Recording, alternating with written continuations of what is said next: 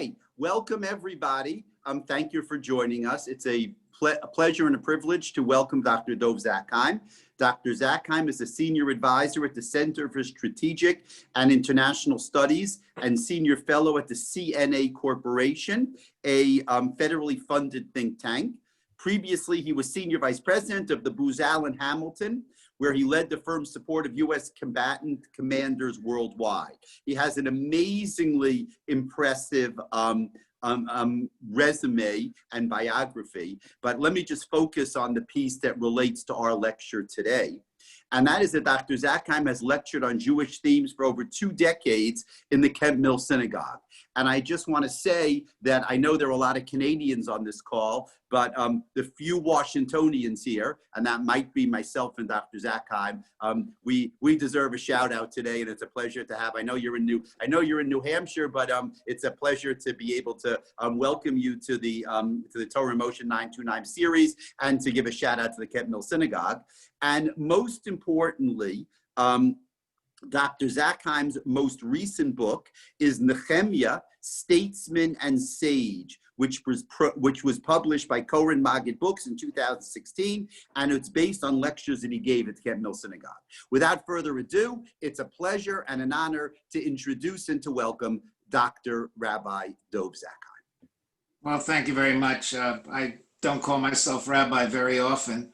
The one thing you did not mention, which actually is relevant to what I'm going to be talking about, is that I used to be Undersecretary of Defense. And so, in a way, Nechemiya is a bit of a role model for me. I'll talk a little bit about some aspects of what he did that actually are relevant to government officials. And I actually wrote an article about that in Conversations, the Institute of Jewish Ideas and Ideals Journal. I'm not going to repeat everything that's in the book of Nechemiya. First of all, it's actually quite short. Second of all, unlike Ezra and parts of Ezra and parts of Daniel, it's written in Hebrew, and that's actually important, as we'll see later on. And it's relatively short, 13 parakim. You can get through it pretty quickly. The thing is, people don't know very much about Nechemiya or about the book, maybe because it comes at the end of Tanach. A lot of people think he actually was a prophet, which he wasn't. It's unusual in that it's clearly, at least in great part, a memoir. Whether you're a commentator, classical commentator, or you're a biblical critic, there's agreement that this really was, to a large extent, written by himself, a memoir of his experience when he came back from Persia to Judea.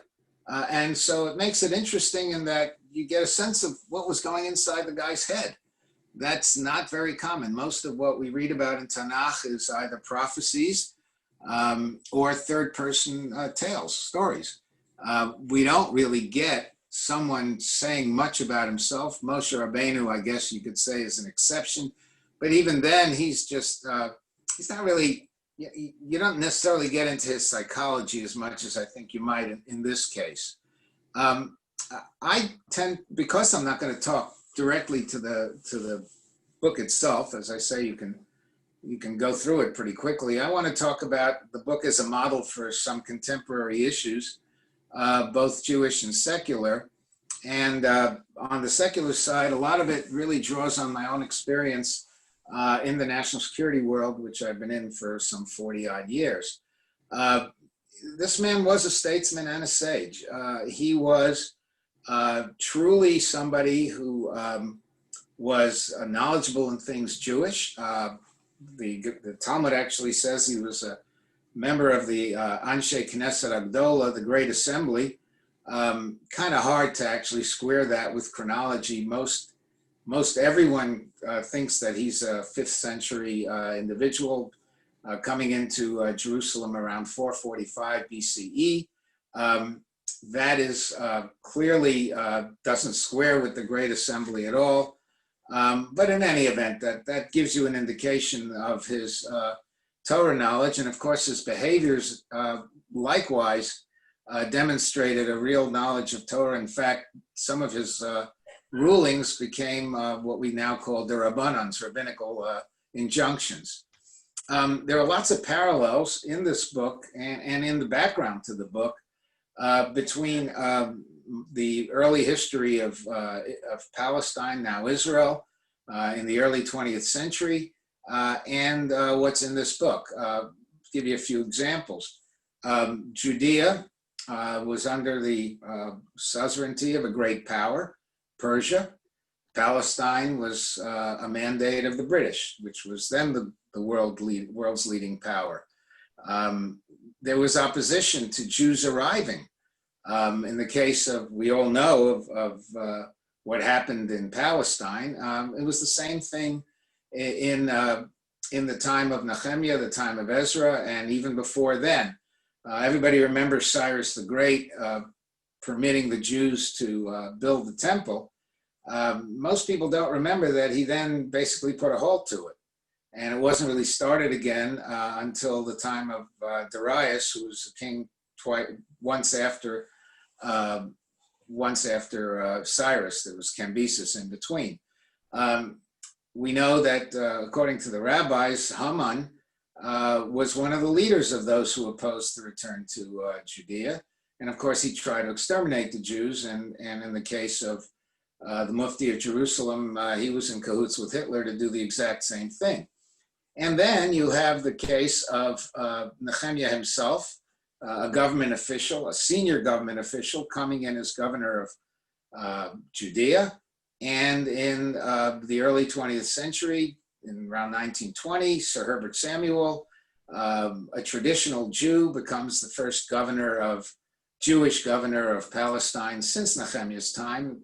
People actually called him the new Nechemiya. And just to give a sense of how traditional he was, he arrives in the summer just before Shabbos Nachamu, and he gets maftir. And apparently people in the shul were crying, and I think it was in the Chorba synagogue, if I'm not mistaken.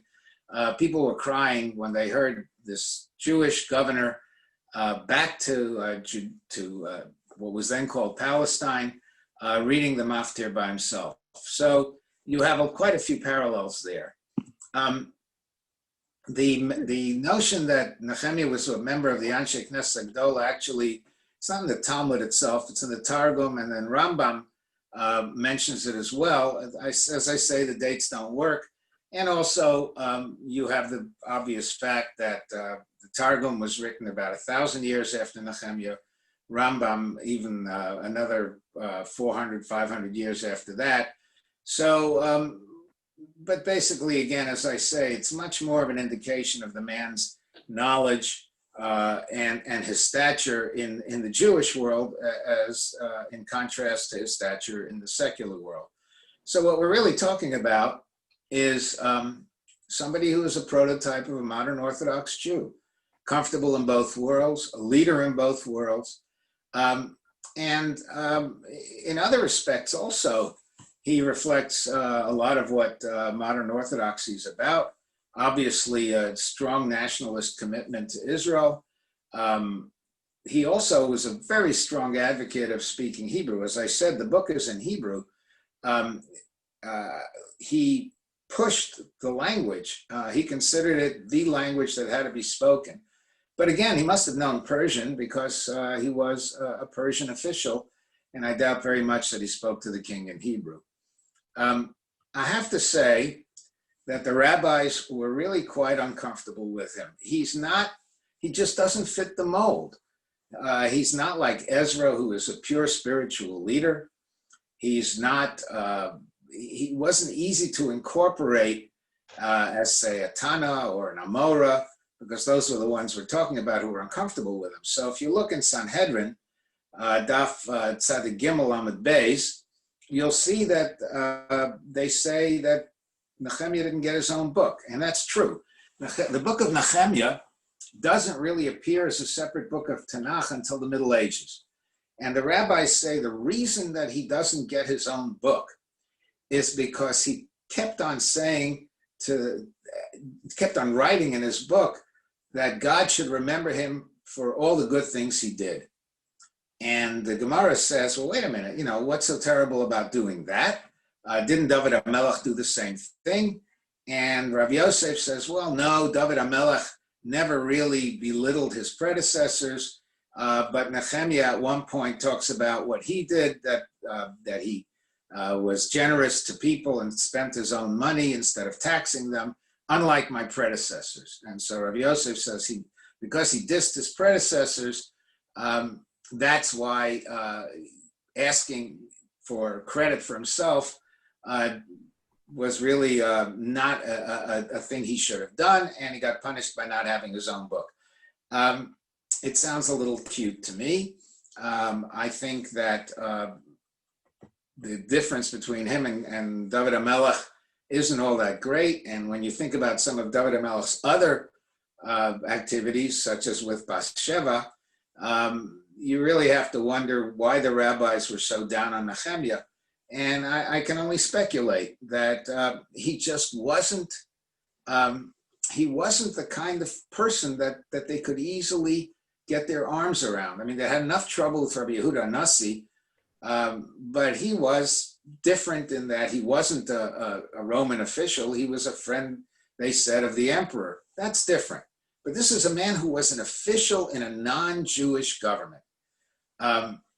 And so that, I think, just threw them. And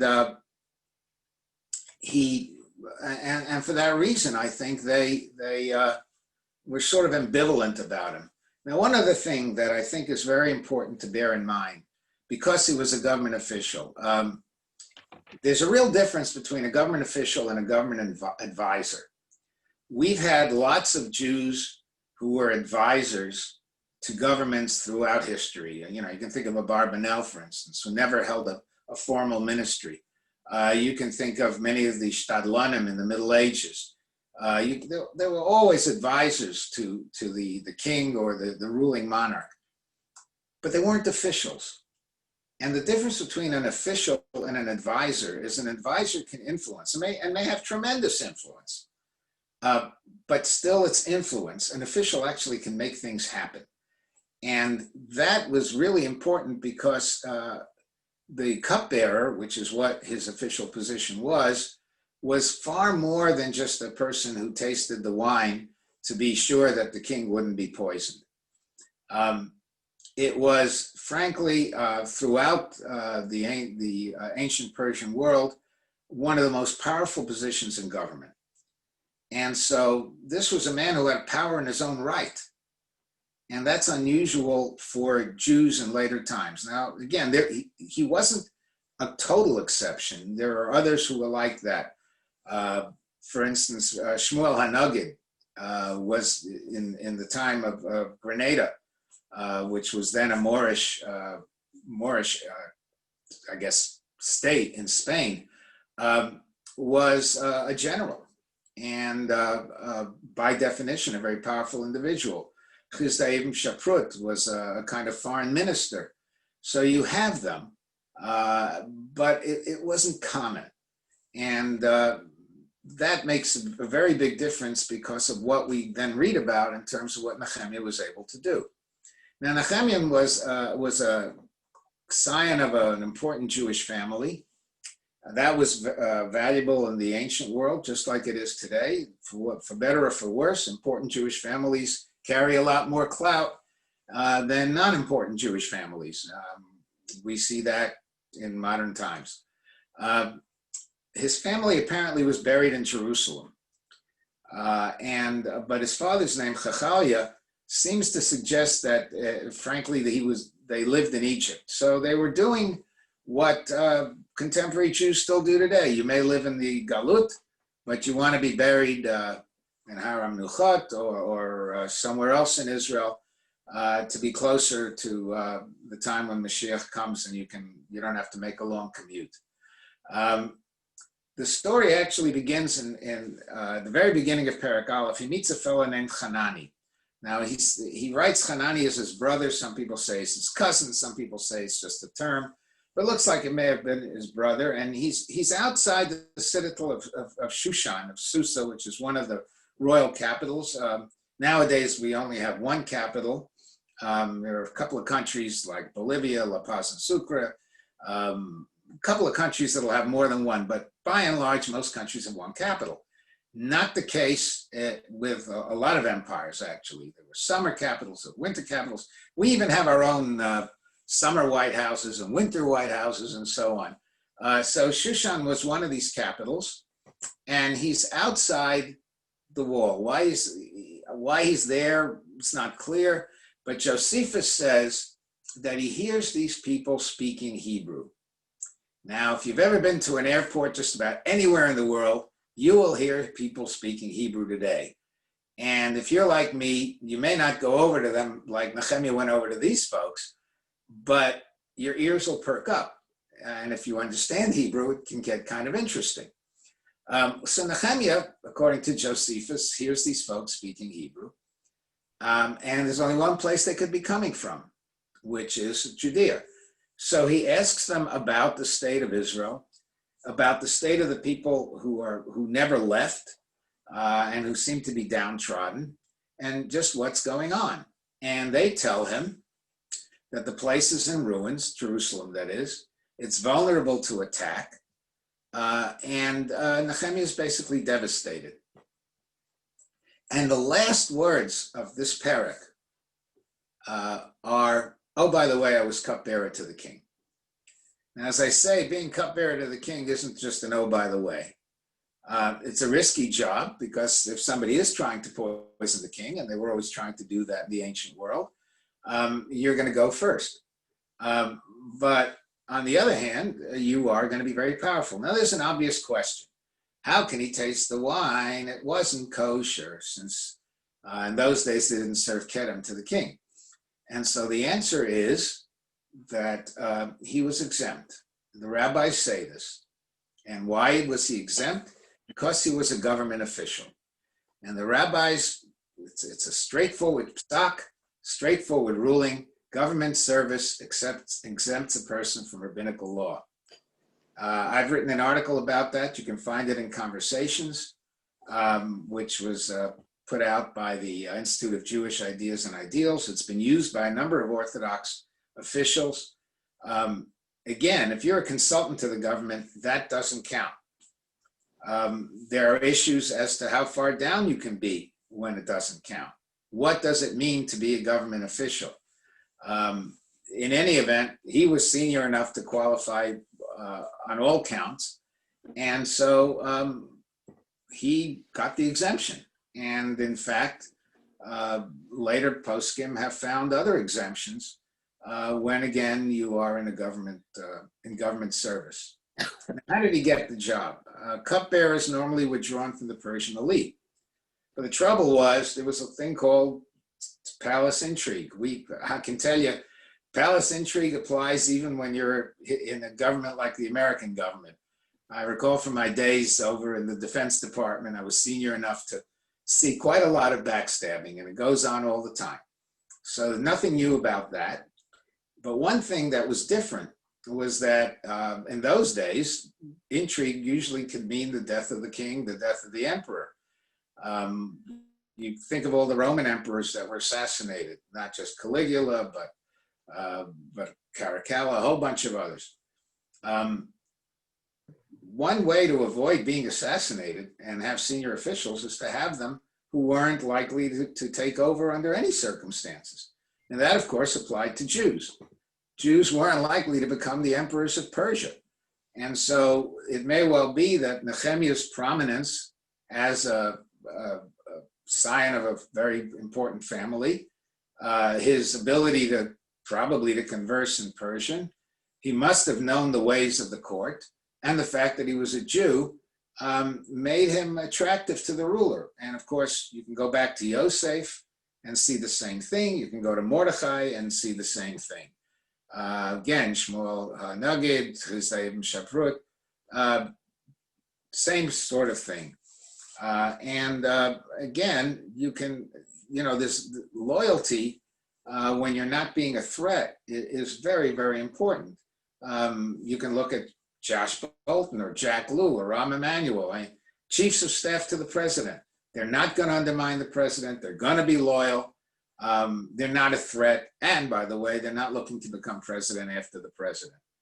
Now, Nechemiya was probably new to his job when Hanani and his brothers approached. That's because scholars say that this job of cupbearer rotated every few years. Again, that makes sense because if you're worried about the cupbearer trying to assassinate you, then you probably want to turn people over. It's kind of like the way national security advisors seem to turn over quite often nowadays. But he wasn't a communal leader. This is the interesting thing about Hanani and his brothers telling him, well, first of all, did they really try to get him, or did he just approach them? Not clear. My guess is they actually wanted to get to him. But he wasn't a communal leader. They didn't go to him because he was a communal leader. They went to him because he had connections, because he could talk to the emperor. That was the difference. He did have, apart from the fact that his parents or his ancestors were probably buried in Jerusalem, he does seem to have had investments in agriculture in Judea.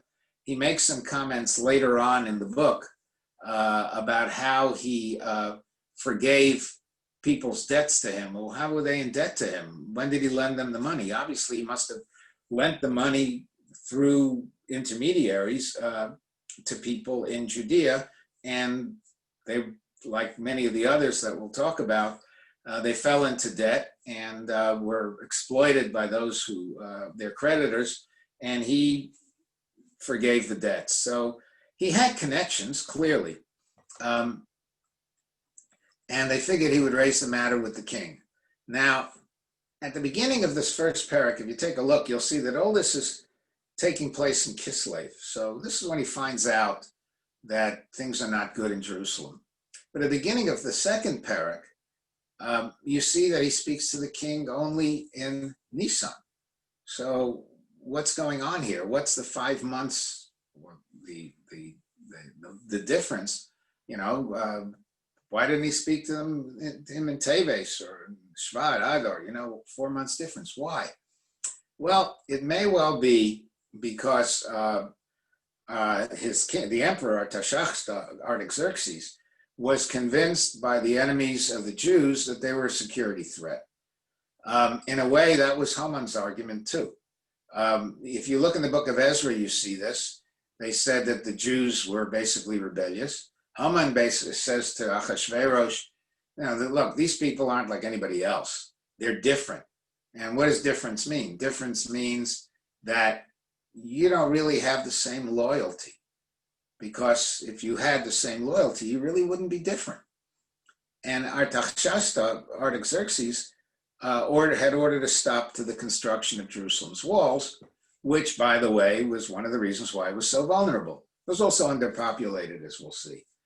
Now, interestingly, once Darius had allowed the rebuilding of the temple in 516, Artaxerxes had no problem with that. The issue wasn't religion.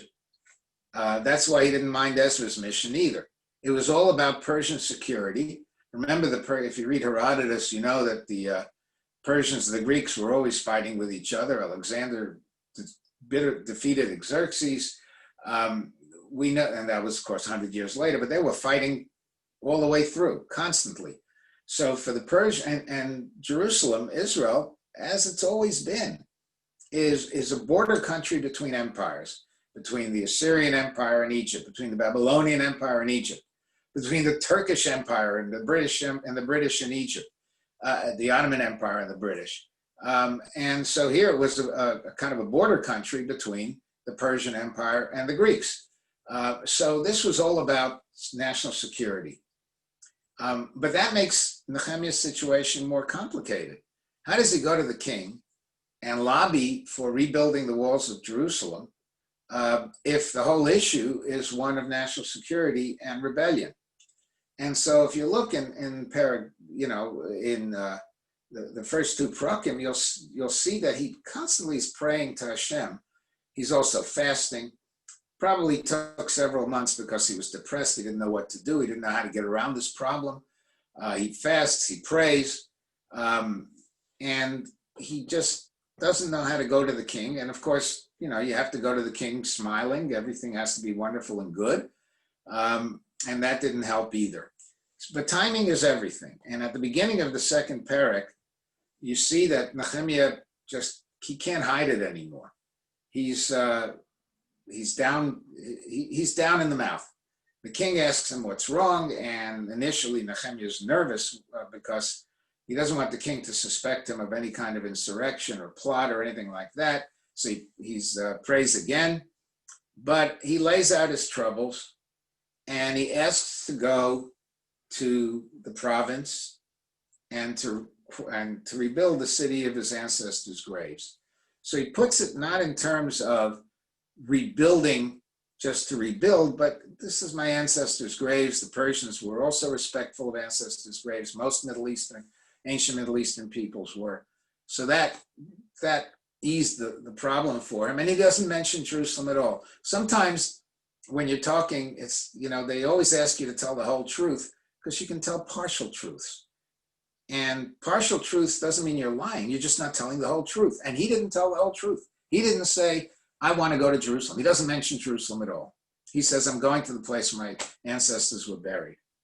And oh, by the way, he knew very well that Artaxerxes had just put down a rebellion in Egypt. So the last thing Artaxerxes was going to tolerate was anything that smacked of any more troubles and insurrections. So, and then he does something else. He frames his request in terms of Persian strategic interests. Because look, rebuilding the walls could be a sign of rebellion. It could also be a sign of support. And what does he do? He's going to go there himself. I'm an official. I'm going to support you. I've always, been your guy. I'll make sure that this is now a secure outpost for you, which was something that was Persian policy, by the way. And once he gets the king's nod, he then decides he's not going to stop there. He asks for letters of safe conduct. He asks for wood for roofing the temple gatehouses. He asks for wood for his own house to show that, he's going to be permanently there. He's not just a fly-by-night. And by the way, the head of the forest was another Jew named Asaph. Asaph, as you know, was also the name of a king of Judea. And he was governor of Syria, which again reflects the fact that the Persian rulers were comfortable with Jews having official positions because there were no threat. But when Nechemiya comes, he's not coming as a spiritual leader like Ezra. He's coming as a national leader. Very, very different. He comes actually with a military detachment, which Ezra didn't come. Ezra came with about 40,000 souls. And he brought some people as well, Nechemiya did, but he comes with a military detachment, some of whom had served in the Persian army, believe it or not. Well, I don't know if it's so unbelievable. I mean, we've had a chief of staff of the Air Force who's Jewish and an assistant commandant of the Marine Corps who's Jewish. And Jews have served in the militaries before, not just when they were drafted against their will. We have this image of the Jew, the Canton Jews who were drafted by the Tsar so they could be converted. Jews served in the military because Jews could serve in the military, and they did in the Persian military, and some of them came with Nechemiya. He gets there, and he comes across opposition from Sanballat. Sanballat, Chacharoni, as he's called, is the local provincial governor. And obviously, a new guy coming in as governor of a sub-province is a threat to him.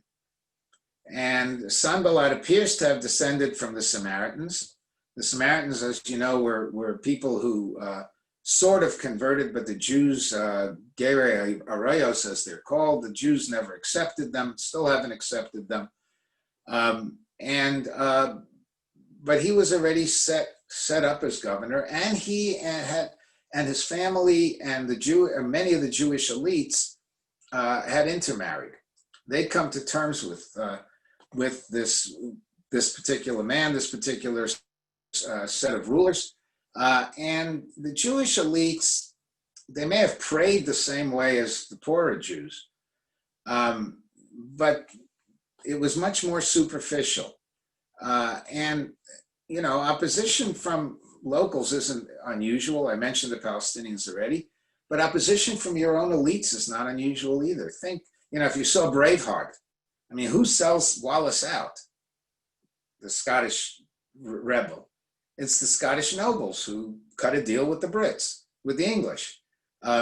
Many of the Indian Maharajas sided with the British. They didn't side with Gandhi and the Indian independence, the seekers of independence.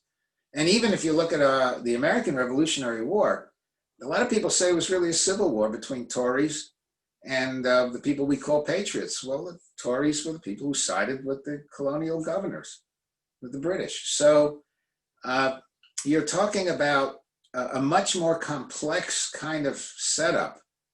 It's not just the indigenous people. It would be as if in the 1920s, many of the old established Jewish families, which there weren't very many of, would have married into the local Arabs.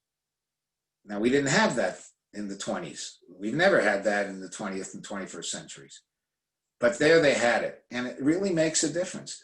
And the local elites weren't just, it wasn't just intermarriage. They taxed the Jewish poor. I mean, this was real class warfare. If the people couldn't pay, they took their lands. If that wasn't good enough, they took their children into bondage. The whole idea of Pidyon Shvuyim didn't bother them in the least. It was an explosive economic situation, but Nechemiya couldn't deal with this at first, because the first thing you have to do is have security. I mean, you cannot have economic development or any other kind of development until you have security. And so what did he have to do? He saw that the city was absolutely as devastated as Hanani had described it. He saw it was underpopulated. He saw it was vulnerable to attack. And the first thing he does is a secret nighttime survey of the walls. He does it. He doesn't want, he doesn't want leaks. Classic concern. You want to do something. You want to make sure that nobody's going to leak it, and then the enemies will find out about it. You do it quickly. You do it at night, and he does that. He then does, and he's a master showman. I mean, Trump has nothing on him. What he does, once he's done the reconnaissance, he assembles the people with the broken walls as a kind of backdrop. And he does that in order to really impress upon them the need to rebuild the city. And he rallies them to do that. Meanwhile, Sanballat's standing on the sidelines mocking him and saying it's not going to happen. But of course, it does happen. In the third and fourth Prakim, you see that.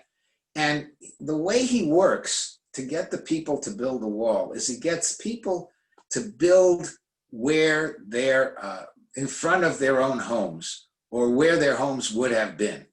So they're not just doing this for the greater good, they're doing this for their own self-interest. He also gives leading places to the Kohanim. They're the first one that start. City officials play, guilds, smiths, perfumers. The perfumers and the smiths and all the guilds probably near their markets, so it's a matter of business interest, self-interest.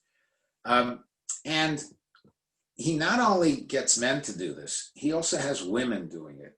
There's a fellow named Shalom who's participating in building the wall, and his daughters, explicitly, it says there, his daughters are involved as well, which again is kind of interesting in light of some current attitudes today. Sanballat and his partners are constantly trying all kinds of stratagems. You can read about it in the Sefer. You can read about it in my book as well, to try to undermine Nechemiya, to undermine morale, to call him a rebel. They even call false prophets against him.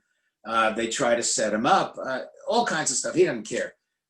He just plows ahead. And in building the walls, he doesn't just have people build the walls. He knows that they've got to build them with some kind of secure perimeter. And so he supplies not only his own military detachment to protect them, but he creates a militia as well. And the militias, again, operated in front of their homes. So you're defending your own territory, which is the best way to fight anyway. One of the reasons we've had trouble in Afghanistan is because the Afghans know all the territory and we never really do. And so he has people protecting the walls. By doing it the way he does it, he keeps morale up. And because the family units are all operating together, he has what's called unit cohesion, which is terribly important in the military. You can have all the best weapons in the world, but if you don't have morale, and unit cohesion, you're not going to win. He understands that. And he's also always there, like all great generals. He's there, and he says that none of them, or at least none of the leadership, ever really left their positions. They would wash while they held their weapons, it appears. They would only really leave their positions to go to the mikveh. And so he was there visible as a kind of morale booster. And it looks like that the defenders also had women with them who had worked on the wall. So interesting sidelight if you think about women in Tzahal. Nechemiya then goes on and has one other thing working for him. And this is, he has spies in Sanballat's forces. Now, this isn't a matter of dual loyalty, because they were never loyal to Sanballat in the first place. It's not clear how they wound up there, but it's much more like, say, Eli Cohen in Syria.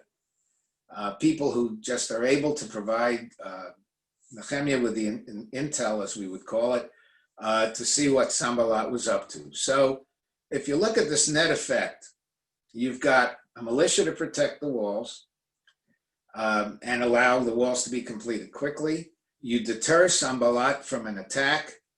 You build up national morale, and they finish the gate pretty quickly, the walls pretty quickly. And in fact, the completion of the wall inspired modern Israel as well. You may have noticed, and if you haven't, next time you're there, God willing, when we can all fly again, go over to where you go through the Jaffa Gate.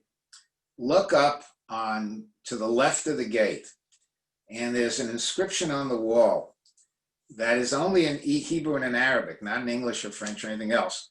But the translation is, on the 20th day of the month of Teves 5730, the restoration of the old city walls was completed. And then it quotes the pasuk in Nechemiya, the repairing of the walls of Jerusalem went forward. So from Nechemiya's day to ours, you have the repair of the walls and all that signifies, not just in terms of security, but in terms of nationalism.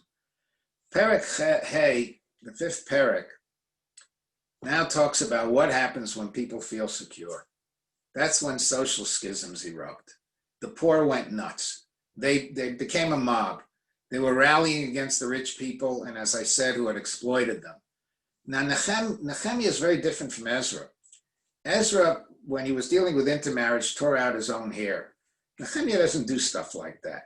He chastises the nobles privately, and when he sees that they're not listening, he goes after them publicly. He incites the crowds against them, and he really gets them scared and forces them to forgive debts. And he leads by example, as I had mentioned earlier. He forgives his own debts.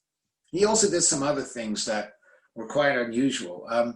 When you're an ambassador, or even not, when you're a government official hosting people, you get what's called representational funds. The government gives you money to pay for whatever expense you incurred when you're hosting a dinner or whatever. Nechemiya was entitled to representational funds that I estimate in current dollars at about $3,000 a day, which would be more than well over $1 million annually. But he didn't take the money at all. He did it out of his own pocket. And he had to host dinners. He hosted dinners for his retainers, the military people, his household, foreign guests. It was all his own money. And he could have taxed the people. He was also entitled to tax the people for bread and wine, but he didn't do that either. So he was basically financing his whole operation. It was self-financed. That's the way to put it. If you look at Perek Vav, this is all a discussion of Sanballat's tricks that failed. And then Perek Zayin talks about something else Nechemiya did that all politicians do. He placed loyalists in positions of power. He didn't trust the Kohanim. He couldn't remove them. So what does he do? He takes the Levium, who tended to be downtrodden from the time of the Torah, right?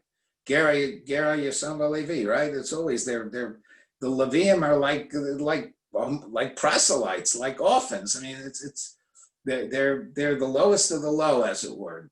And he elevates them, and he gives them new roles in the temple alongside the Kohanim.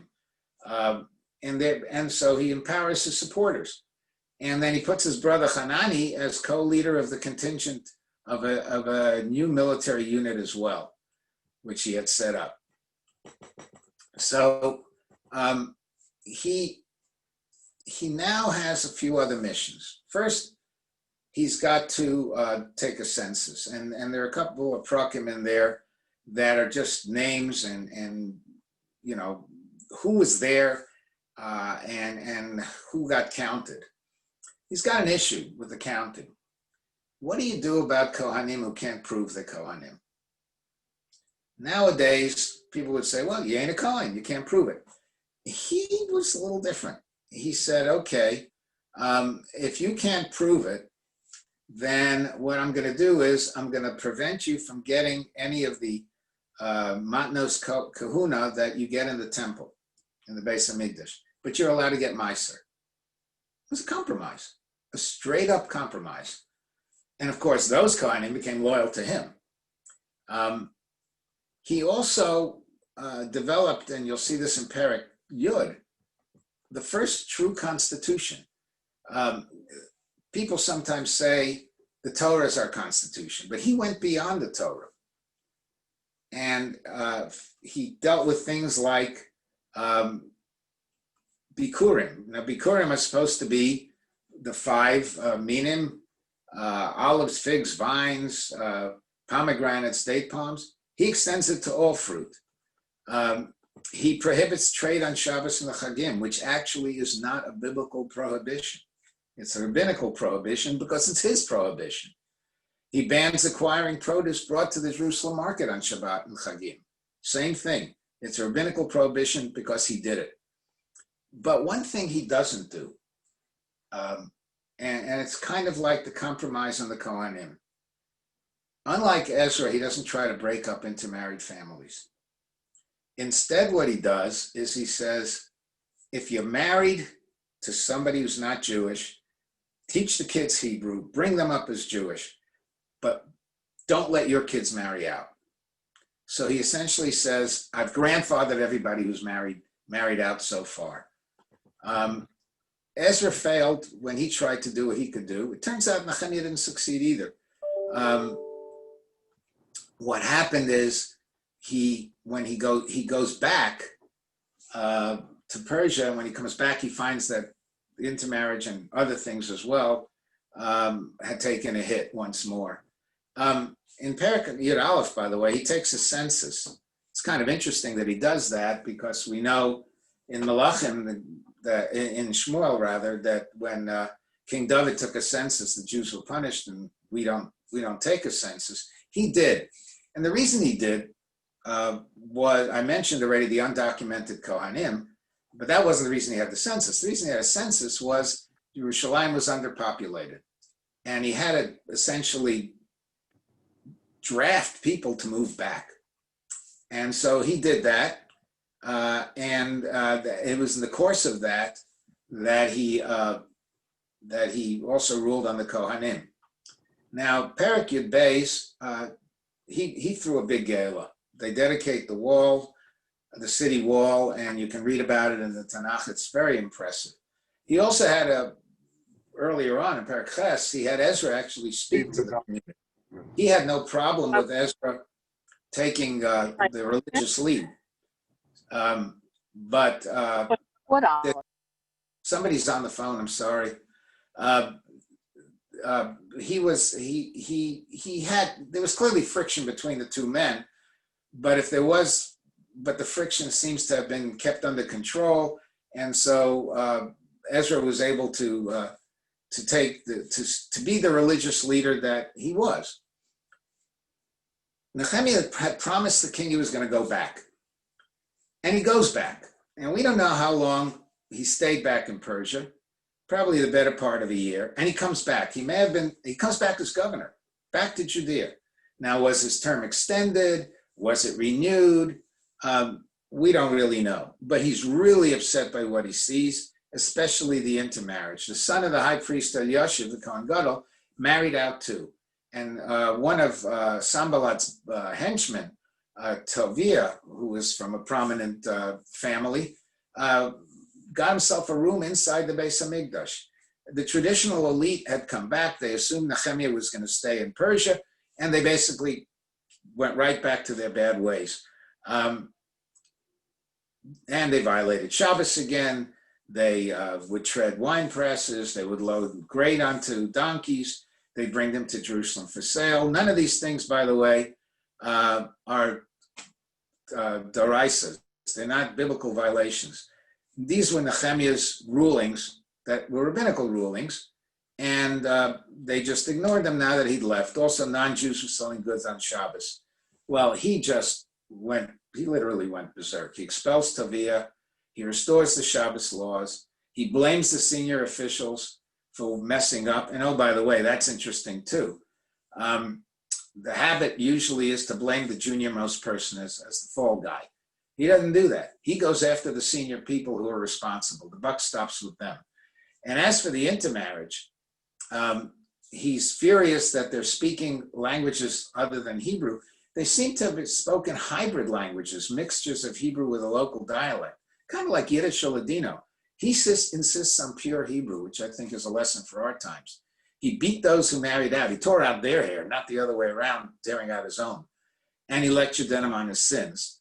And he made a special example of Eliashiv's son. Because he married out, he excommunicated him.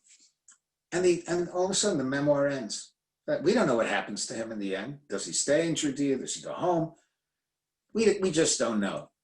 But let me just offer, because I've spoken quite a long time, some thoughts about this man. He was truly multidimensional. He's a senior official. Then he becomes a governor. So he goes from being an official to an executive. He's a military leader. He really understands what deterrence means, what security means, what morale means. I mean, he just gets it. He's a statesman. He's a religious legislator. He paskins halach. He creates halachas. He creates the rabbanans. And he's a social reformer. He can't tolerate class friction because the upper classes are exploiting the lower classes. He energizes a depressed and defeatist community. I mean, these people were, they were miserable. There's no other way to put it. They were vulnerable. Their leaders clearly were not interested in them, the vast majority of people. And maybe the leaders were defeatists too, and that's why they married out, and that's why they cozied up to the local rulers. He restores religious values. He sets standards that are adopted as adjuncts to the Torah Shebaal Peh. He creates a constitution, and that's only some. As a national leader, he goes well beyond restoring city walls.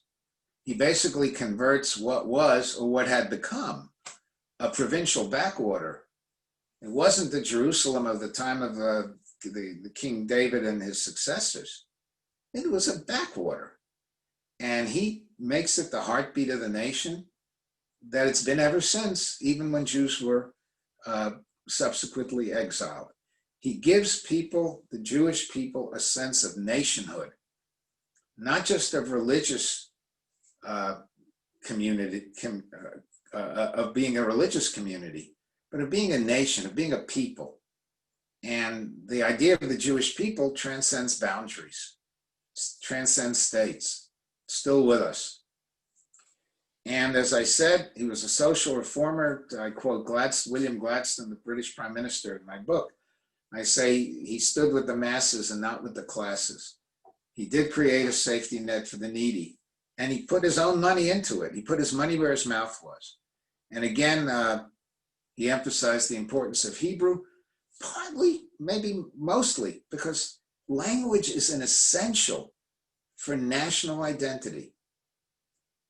And while you could say Yiddish is essential for national identity, but it isn't, because it doesn't take the Sephardim in.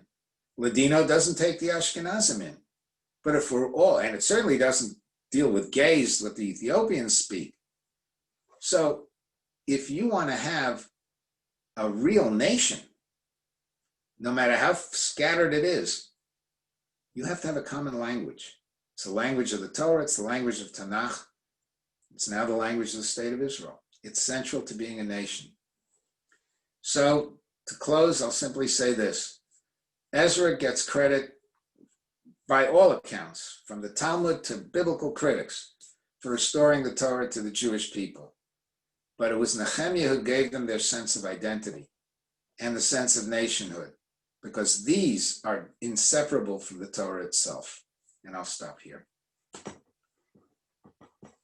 Okay, thank you very much. I hope my phones are ringing in the background. I hope they'll stop in a second. Okay, just thank you very much. I'm going to go over some questions. Clearly, Nechemiya has a lot of relevance for our time, and like you say, it's an unknown book for many people. And in that sense, I guess quite unfortunate. Okay, let's go to the beginning. Okay, so someone wants to know to compare Mordechai and Nechemiya, especially Mordechai was apparently a government official too, gets appointed towards the end of the Megillah. So if you want to comment on the relationship, Mordechai, and of course, Chazal also say Mordechai was a member of the Anshe Knesset Agdola. Well, Mordechai gets his status in a very different way. Mordechai becomes a government official because he manages to oust the guy whose job he then takes. And Achashverosh, they say he's Cambyses, is clearly a very flighty sort of person. Without mentioning any names, he's the kind of leader who you never really know where he's going, because he's one day one kind of person and the next day the next kind of person. But we do know that once Mordechai, although we don't have a lot on it, we have that little snippet at the end of Megillas Esther, the book of Esther, which says that Mordechai and Esther taxed the people. So he clearly had a major administrative role. We don't know he was the vizier, as it were. Nechemiya wasn't the vizier, but the cupbearer was, as I said, a very influential official. The other thing, of course, is that Mordechai, his concern is simply to preserve the existence of the Jewish people. Nechemiya's concern is to preserve the existence of the Jewish polity, the Jewish nation. A little different. The people weren't up for extermination anymore. Mordechai's great contribution to Jewish history is he saved us. Nechemiya's great contribution to Jewish history is he gave us an identity. That's the difference. Okay. Somebody want to point out that they sent it to me, privately, that the issues of Stam Yenam, historically, you talked about anachronism before, but the Anshe Knesset, that also came about a little bit later than during the time of Nechemiya.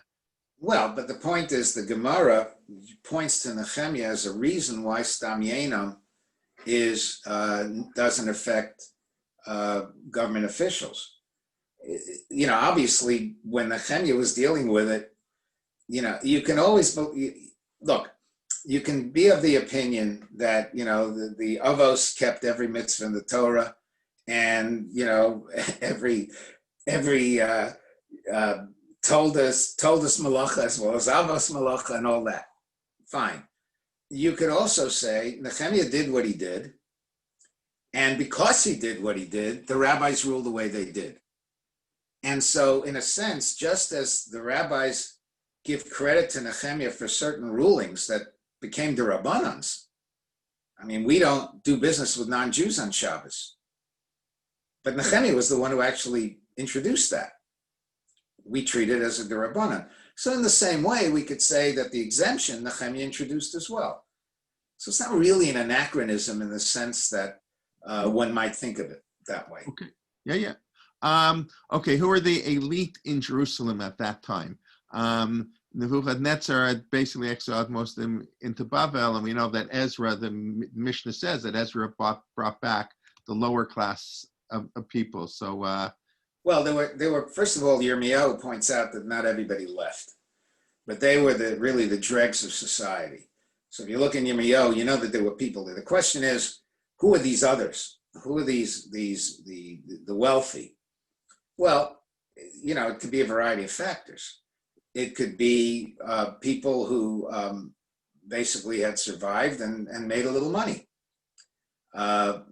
People who had married into the local non-Jewish elite. I mean, we know the Tobiads, the family of Tuvia, were a very prominent family. Now, he's called an Ammoni. So was he really an Ammoni, or did he come from Amman? Many commentators say he just came from Amman. And because of that, it's kind of a derogatory term, because Nechemiya didn't think much of him. He was working with Sanballat. But maybe he made his fortune in Amman. There are always people who do well. And unfortunately, these people who did well, either because they had married into the non-Jewish elite to begin with, or subsequently forgot about their brothers. Not an unusual position. Happens all the time, everywhere. It's just the way it is. Okay, somebody sent to me, privately, but if you want to talk a little bit about more the relationship between Ezra and Nechemiya, which you just barely, touched. Yeah. Look, there's very little about it. First of all, you know that Nechemiya is not mentioned in Ezra at all. Now, and then Ezra shows up in that one parak of Nechemiya. And a lot of scholars say that it's an interposition, an interpolation or whatever, but it doesn't matter. I suspect it's quite real. There's no reason why it shouldn't be. Ezra comes in 458. Nechemiya comes in 13 years later. Ezra's still there. There's no big issue. He's the spiritual leader. But obviously there's going to be some kind of friction. I mean, after all said and done, Ezra sees himself as the leader of the Jewish community. Look, what does the Gemara say? Man malchei rabbanan. I mean, you see this all over in lots of shalos and chuvas. Now, if you actually look in the Gemara, the person who said man malchei rabbanan was actually mocking them, but that's a whole other issue. The rabbis saw themselves, and to some extent some of them still see themselves, as the real malachim, the real rulers. Now here's this guy comes in. He's coming in as an official of a foreign government, of a non-Jewish government, and he's taking over. And not only that, he's paskening.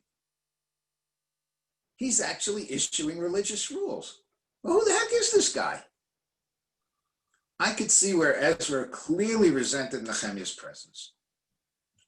And Nechemiya, for his part, probably figured that Ezra would be trying to constrain him to some extent.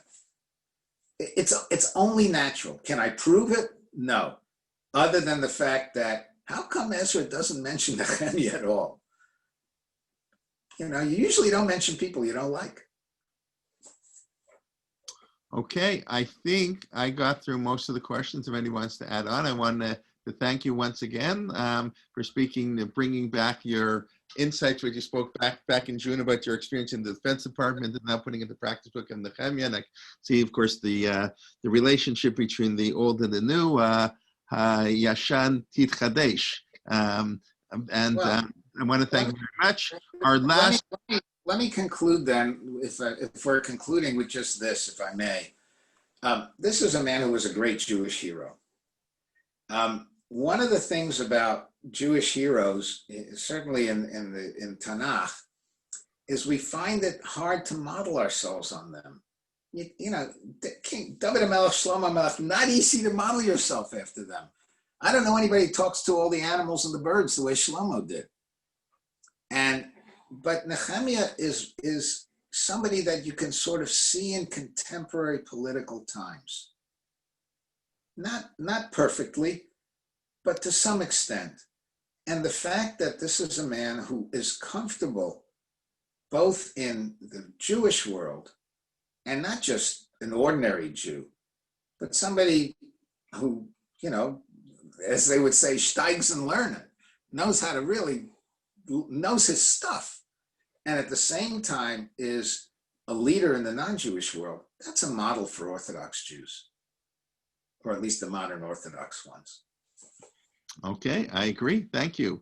Okay, Yasher Koach, our Siyum, please God, will be on Tuesday, not on Monday, but this Tuesday, Menachem Leaf Tag on Divrei Hayamim. So we'll probably send out a little email to bring L'chaim, whatever, make a kiddush 24 books of Tanach. I want to thank you all for joining with us. Tomorrow morning, I give my Pirkei Avot here at 9:30. And I sent out, of course, the schedule. It's in the 100% complete. We're adding more, but the schedule of our Ella program. And we hope you'll be joining us. And everybody have a wonderful day. Thank you. You can unmute yourself if you'd like. And thank you. I just see somebody sent in a question. The book of Nechemiya doesn't appear also privately.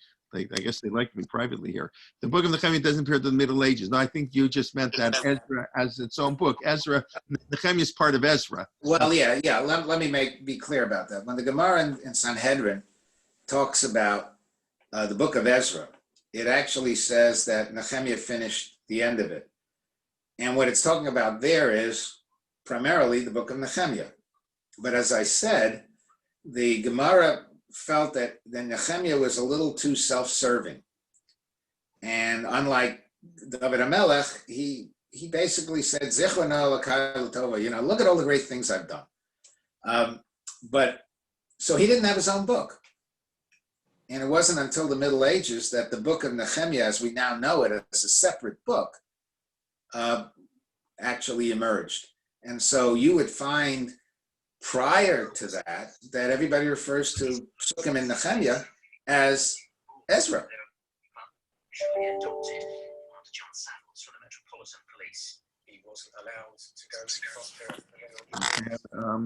You have to just, that's danger. Unmute yourself, just be careful. Okay. Does that explain it for your questioner? I don't know. I hope so. Yeah. Basically now, if you open up a Tanakh, Ezra starts the Perek Aleph, whereas beforehand, Ezra was just like, Ezra was a longer book, and there wasn't a Nechemiya book. There wasn't a Nechemiya books.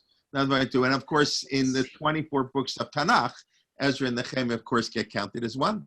That's right. So, yes. Okay. It's interesting that even though they didn't like each other, but they were booked and they're put together in one book, Ezra and Nechemiya. Well, we don't. You look. I'm speculating that they didn't like each other. In fact, if you look at it as all one book, one could argue, well, Ezra recognized Nechemiya, except Nechemiya wrote the part about Nechemiya, so it's still Ezra not mentioning Nechemiya.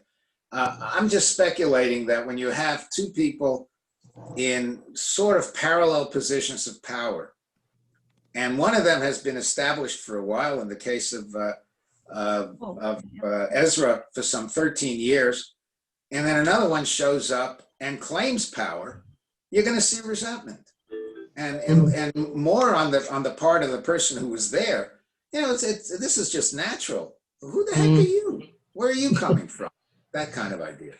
But I think Nechemiya, who is really a brilliant politician, when they have this great ceremony in Perek Ches, he gives Ezra center stage. He's not, whatever he thinks of Ezra, he's not going to publicize it. He's not going to make an issue out of it. It's maybe his own private feelings. Ezra is the religious leader, and he's not going to challenge that. And that's important too. You don't challenge religious leaders. It was like Torah Madak, they're together. Thank you. It was wonderful. Thank you very much. Thanks. Would their relationship be similar to that of the priest and the secular leader, the high priest and the secular leader? Yeah, I think so. I mean, one of the great critiques of the Maccabees, as you know, was that they assumed secular power and weren't just satisfied with being high priests. You're not really, you have a separation of powers in the Jewish Commonwealth. It's a little different from what we have today, say in the United States or in most Western countries, but you have a separation of powers, and the religious leadership was quite separate from the secular leadership. I mean, look in the Torah. The king is supposed to write a Sefer Torah for himself, a Mishnah Torah, carry it around with him. But he's not the spiritual leader, the Kohen Gadol, even in war. The Kohen, you got the Kohen who gets up there and starts saying who's afraid, who needs to go home, all this sort of thing, not the king, because that's a spiritual thing. It's a morale thing. And so there really is a division of labor here. And so when the Kohen Gadol wanted to become king, the rabbi said, you've broken that division of labor. And that's the division that Ezra and Nechemiya had, and that I think Nechemiya recognized, which is why he let Ezra, prevail and preside over this great ceremony. I mean, if Nechemiya was an egomaniac, let me put it this way, he would have been in charge of that too. But he didn't do that. This was a ceremony where the Jews, part of it we say every day, V'charas Imo Abris. It was going through Jewish history and what happened to the Jewish people and so on. It's a religious history. And he gives that to Ezra. Well, yeah, very, very good. It's interesting about just that, Dr. Zakheim. Ezra compared to Moshe Rabbeinu, how the Torah should have been given to Ezra if Moshe wouldn't have beat him on the one extreme. And Nechemiya, as you mentioned, has, I guess the rabbis have, you've mentioned an ambivalent attitude. You want to go. I just find that sort of interesting. And what's interesting, too, is that Moshe is actually the national leader. Ezra is the religious leader. And Aaron is religious leader. Right. And here you've got, it's almost like a flip when they say that Ezra really, what they really mean by that is that Ezra restored the Torah. Right. And in that respect, he was like Moshe because, as I said, even secular scholars, biblical scholars, they agree that Ezra basically restored the Torah. How he restored it is all a great debate and so on. But he definitely restored it. And that put him in line with Moshe rather than with Aaron, even though he was a religious leader, which would have put him in line with Aaron. Nechemiya never claimed to restore the Torah. Nechemiya expanded on the Torah. That's different. Right. Although it's hard to say Moshe wasn't a religious leader too. Of course, I understand. In other words, the kahuna comes later, in a sense, when Moshe is Moshe Rabbeinu. It's an interest. It's complex because Moshe's role was so complex. Mm. But then again, there was never anybody like him. Right. I mean, Moshe wanted to be the Kohen, of course. I mean, that's the fourth Shal in the Torah. But of course, God. And the Rebbeinu Shalom said, no, there has to be a separation. Yeah. And later, yeah. Okay. Thank you very much. We'll let you go, Dr. Zakheim. Enjoy the beautiful, scenery in New Hampshire, and have a nice time. And appreciate it. And I wish you Ksiva Sima Tova if I don't see you. It's already into everybody. It's yes. Okay. We look forward to learning with everybody, seeing with everybody. Maybe we all have a wonderful day.